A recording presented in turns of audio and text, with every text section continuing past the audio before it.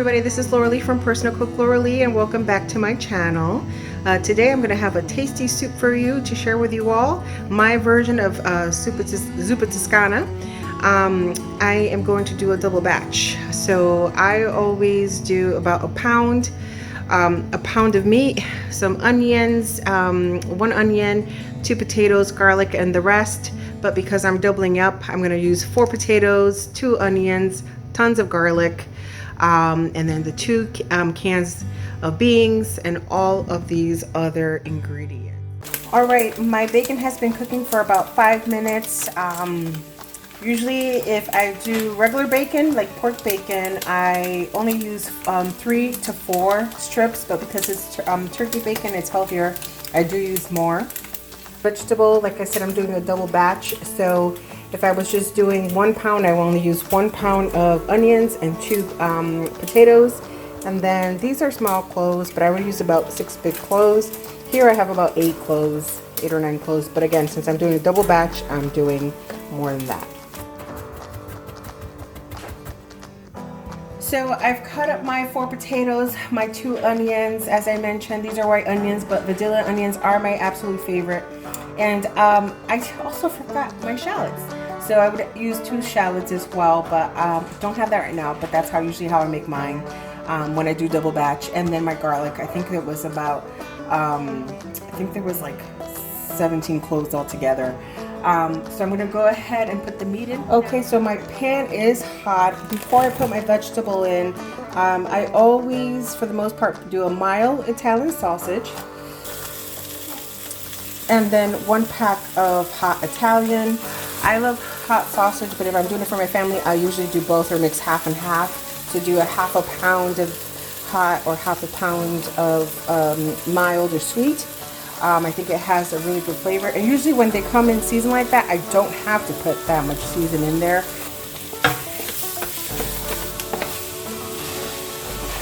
Okay, so we've cooked through our meat. I always like to put a little spice, just a little bit. Maybe like a half a teaspoon for about 2 pounds. So if I was to do 1 pound, then I would just literally do like a little pinch. I don't mind it spicy, but not everybody does in my home. And I always do my soups different ways. Sometimes I cook it all at once. Sometimes I remove the meat and then cook the veggies. Sometimes I put it in, and like right now, I'm gonna just throw in my potatoes. I've washed them. I don't mind the skin on them, so I left them on. If you don't like that, just go ahead and peel them off. I'm gonna go ahead and mix this around. I put a little oil in the pan, and it was just enough. I put this through and it did not have a lot of grease, so I just moved on. If for whatever reason when I do this, it has a lot of grease, I do drain out the grease. Some people leave it for flavor, and that's great, but I don't like it like that. I'm going to go ahead and add my 2 onions.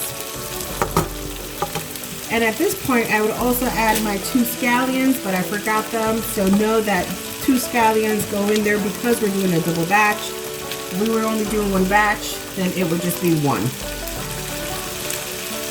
Mix this around, and it smells wonderful already.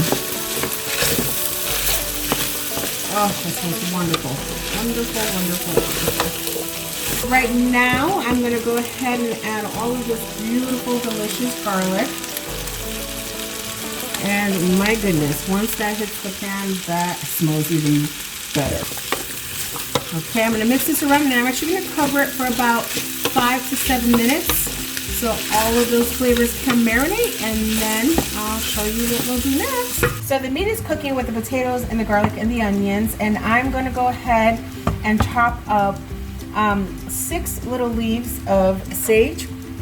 If this was 1 pound, I would only use 3 to 4 depending on the size. But I cut these very thin because I feel that the sage, the leaf, can hold up to cooking for a while. And then if I feel that it needs more flavor towards the end, then I'll add like another leaf or 2 fresh right before I serve it. But this cooks very well, I think, in the meat. And then as The rosemary does too. If I was doing a pound, I probably will use 2 sprigs about this size, but since I'm doing double batch, I'm using 4, and they hold up very well.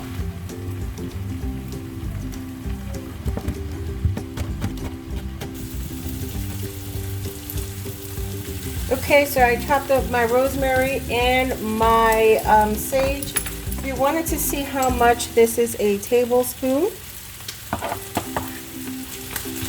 So at this time it would be a tablespoon, and the rest of it, so just you can get an idea. I don't ever really measure, but for people who are very particular or need to see exactly the amount, it's about a tablespoon and a half of rosemary for a double batch. And we'll see, because sometimes towards the end I'll taste it and I'll add more. So sometimes I do put this much in if I do just 1 pound. And then it's about a tablespoon of sage. That smells completely wonderful. Again, I taste it at the end, and if I feel like I should add more of either ingredient, I do. But at this time, I'm going to take the opportunity to add some fennel seeds. Maybe about 1 teaspoons, depending on what you like. I've learned to really like fennel seeds in this dish, so I'm going to use about 2 tablespoons. Oregano, I'm not going to use much. I usually don't use much, regardless if I'm doing just a pound or 2, but I'm going to use about that much, which is maybe like a half a tablespoon. Sprinkle that on as I squeeze it and brush it through. Of course, I'm going to add more garlic powder. So I think it's still different than fresh garlic. I also do maybe a half a tablespoon there. About a tablespoon of herb de Provence. I think it goes very well in this dish too.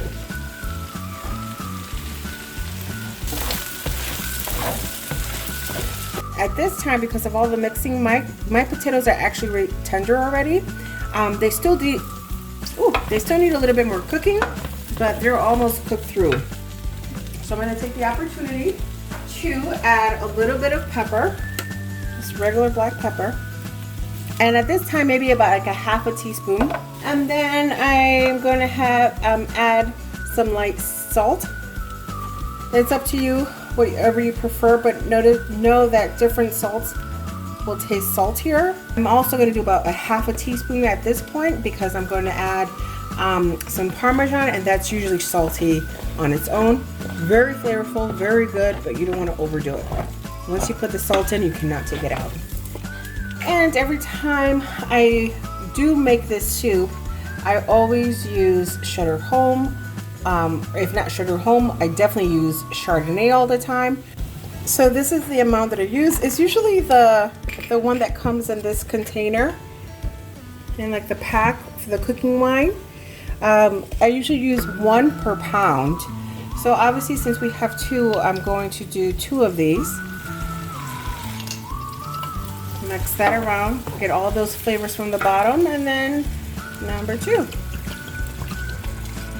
You can do without this, but I just think that this just really gives it a more in-depth flavor. If you're cooking this for your kids, you don't want to do it, that's fine. I do, and I just let this cook a little extra, maybe about 4 minutes. If I was doing it for myself, I would probably cook it down for maybe 1 or 2 minutes. But just to make sure the alcohol gets cooked out, and that smells amazing. Everybody, so I have this simmering. It's been simmering about 4 minutes. I tasted the meat, and it is very delicious. I'm not going to add any more seasoning until the very end, until I add all the liquids.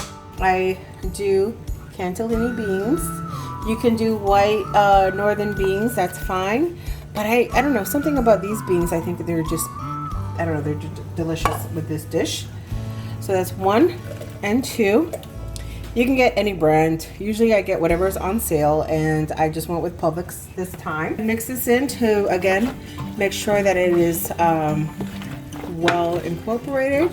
This is my version. And this is what I always do, and it gives the extra flavor. Number one, I forgot the beef broth. I always put a bone in here, and I thought I had one, didn't have one, so sorry. Definitely put one in if you want to make it the way I make it and try it out. It is delicious. It gives it extra flavor. And then this is my little secret. I do balsamic vinegar. I, again, get whatever's on sale. I use this brand now, and any of them will do. About 2 or 3 tablespoons of that, because again, this is 2 pounds. If I was doing just 1 pound, maybe about a tablespoon and a half. It really just gives it a tangy flavor. Then the other thing is I save these. These are just the end of the Parmesan, and I'll go ahead and cut this in 2 actually, because this is pretty big. Actually, I'll cut it in 4. When this is done, this will be kind of goopy looking, and I'll just remove this so no one will eat it. I do it, this is my interpretation. I put some nutmeg in there, put some balsamic vinegar, the beef broth, and I also add these in here, pimentos. So usually, if I make a pound or 2, I still will use a jar. So it's up to you if you want to use 1 or 2 jars. 1 is good enough for me, even with these 2 pounds. I'm going to put the beef broth in now, and I am putting 32 ounces in for the 1 pound. I'm also adding in another one since we are doing 2 pounds. And then I'll add my kale. You can go ahead and add your kale now, but it will turn brown. See, I'll add the kale and then the cream. Okay, everything has been cooking for about maybe 10 to 15 minutes. I kind of lost track, but if you're about 10 minutes, you should be good.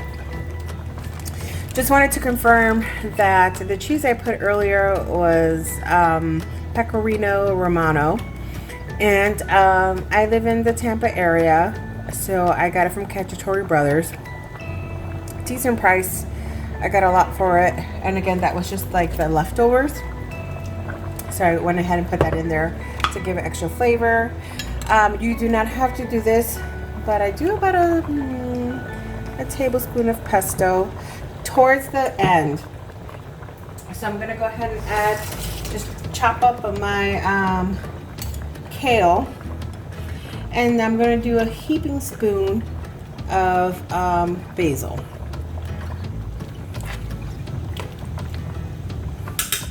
It's just gonna add flavor. I mean, you really can't, overall, you really can't mess this dish up. I have a bunch like this that I'm going to just cut up. So here's my kale all cut up. Again, I'm gonna put this in the soup in a minute. I'm just giving it a minute to cool down. You cannot add a very cold cream to your soup. So I'm gonna heat up about 2 cups of cream, and then I'm slowly gonna add it in.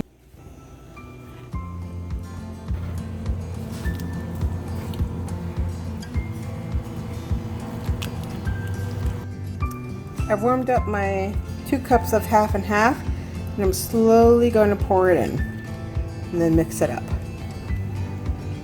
I've been warming this up for about 3 minutes. I did it 1 minute, make sure that it wasn't overheated, and then I put it in for 2 minutes. You can add more, but this is how I like it. Just to lighten the taste, because we're here at the end, I have tarragon, and this is what tarragon looks like. It smells wonderful and delicious, and this is very light. So I really wouldn't put this towards the end, because what's going to happen is if you do it before, it's going to look like this, and it's going to taste bitter. You don't want that piece, so just go ahead and cut that piece off, and just again remove the leaves, and it will just give it a very fresh taste. Same thing like you would do the rosemary, just go ahead and pull them apart. And then my 2 basil leaves, because it's towards the very end.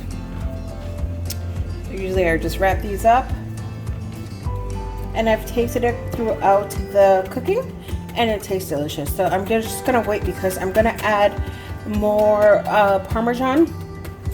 I'll show you what I'm gonna do in a minute. And that usually is just enough, and you barely have to put any additional salt to it. Or at least that's how I like it. If you need to, feel free to go ahead and put a half a teaspoon, whatever you need, whatever you like. That is good for me and my family. If I had to measure, maybe about a tablespoon of both tarragon and basil, but I'm gonna move this to the side for right now. I'm gonna work on my bacon. You can use regular bacon. I didn't have regular bacon at this time. I'm going to use my turkey bacon, which works absolutely fine for me.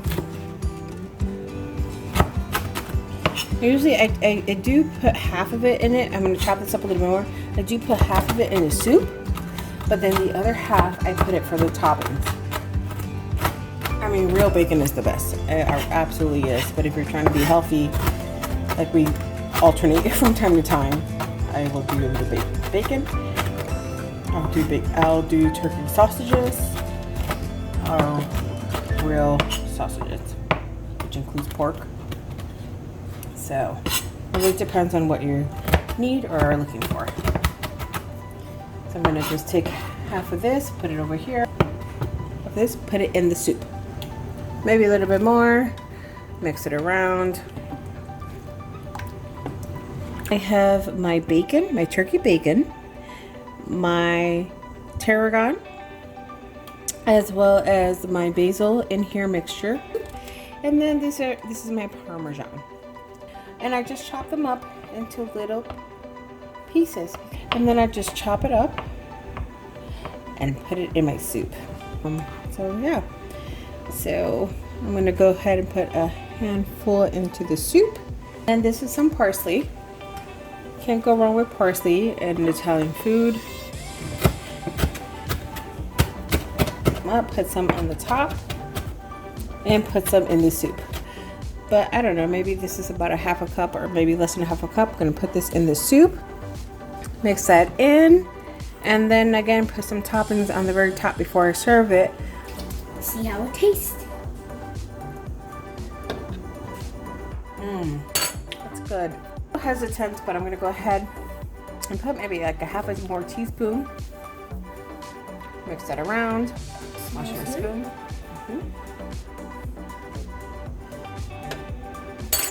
Perfect.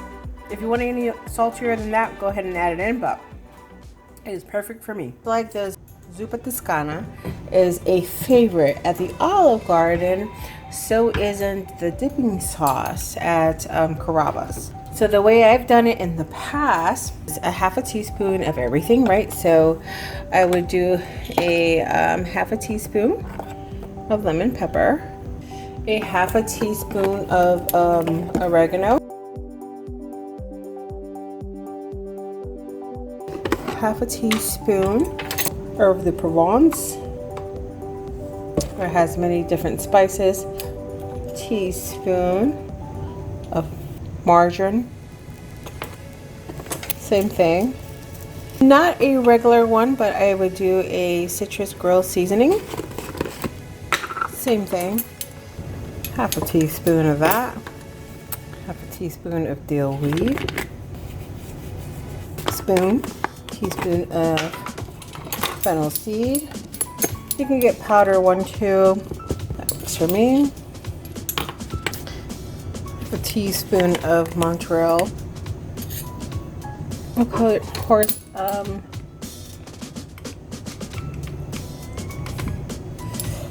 half a teaspoon nutmeg.